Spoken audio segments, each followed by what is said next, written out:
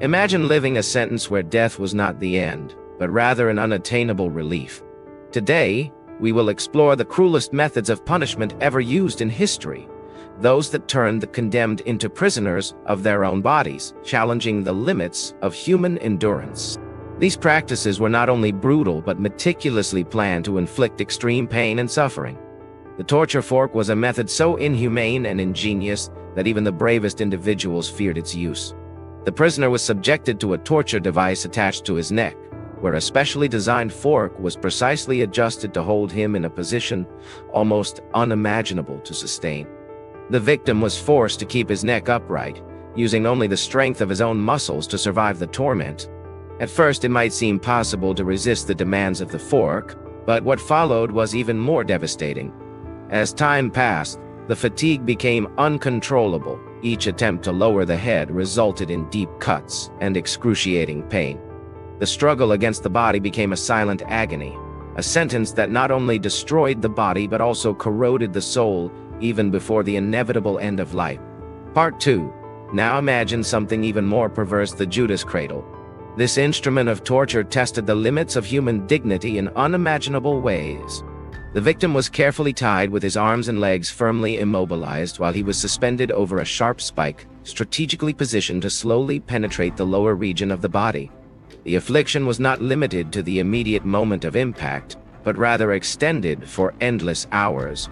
The ropes that supported the victim's body were meticulously adjusted to gradually increase the pressure on the spike, thus prolonging the agonizing suffering. It was a torture calculated to not only inflict extreme physical pain, but to completely undermine the psyche of the condemned person, testing his endurance to the absolute limit of human existence. These methods, more cruel than the death penalty itself, were used not only as a form of punishment, but as instruments of psychological terror and social control. By transforming individuals into living examples of what happened to those who defied established norms, these practices aimed not only to inflict extreme physical pain, but also to undermine the dignity and hope of the condemned.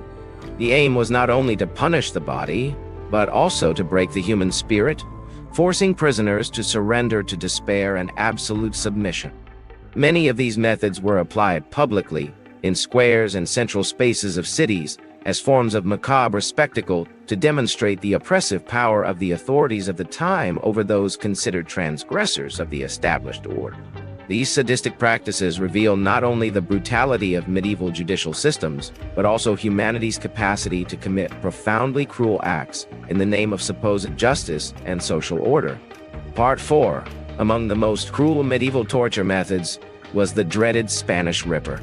This diabolical instrument consisted of a table with sharp metal blades strategically arranged. The condemned was tied up and placed on the table, while the executioner, using a sinister mechanism, gradually stretched the individual's limbs. The blades penetrated deeply into the flesh of the tortured, slowly tearing muscles and tendons. The agony was indescribable, as the victim saw his own body being torn apart before his eyes, while the metallic sound echoed like a scream of pain through the dark room. This practice was not only intended to inflict physical pain, but to break the will of the tortured, until he cried out for death as the only relief from his suffering. Among the most cruel medieval torture methods was the dreaded Spanish Ripper. This sinister instrument consisted of a torture table equipped with strategically placed sharp metal blades. The condemned was cruelly tied and placed on the table while the merciless executioner activated a brutal mechanism that gradually stretched the individual's limbs. The blades penetrated deeply into the tortured person's sensitive flesh, slowly tearing apart muscles and tendons in a spectacle of unimaginable agony. The desperate screams echoed off the dark walls of the torture chamber, mixing with the metallic sound of the cutting blades as a dirge for human suffering. The intention behind this horrific act was not limited to inflicting extreme physical pain.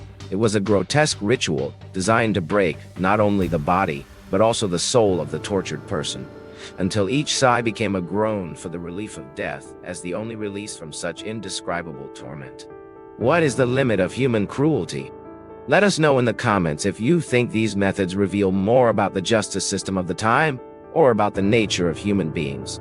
Don't forget to like, share, and subscribe for more content that explores the darkest chapters of our history. The past holds dark secrets that make us reflect on the human essence and our concepts of justice. I hope this was an informative and disturbing video at the same time. See you in the next episode.